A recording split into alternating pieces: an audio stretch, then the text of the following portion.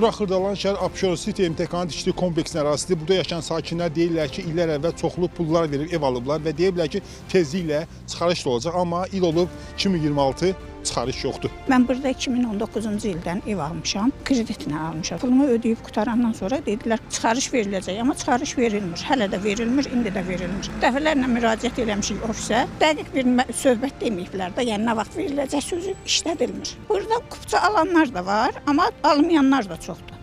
Çoxdur. Şəxsən ev binasında mən yaşayıram, ev binasında heç kim kupça almayıb. 2019-cu ildən burada yaşayıram, Abşeron City. Hələ də ki, qupçamız yoxdur. Elə deyirik, gedirik, müraciət edirik, deyirlər sabah olar, bürsün olar. Amma biz özümüz də qalmışıq havada.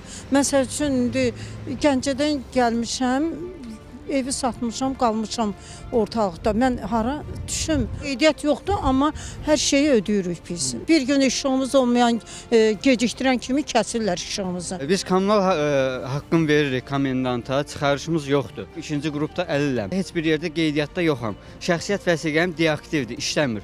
Xəstəxanaya belə gedə bilmirəm, heç bir iş görə bilmirəm. Kimsə var burada? Yollar vaxtından sonra bəlli olacaqdır. Bu qədər vətəndaşın arazıdır, şikayət eləyir. Qarşımıza adam çıxanmayız indi kimsə. Səbir olun, hüquq qutarsın, tabii 2-dən sonra qəbul edilir. Kəsə bilərik biz içəri. Yox, şöndir də nə qədər? Yox, deyirsiniz ki, qəbul eləyirik.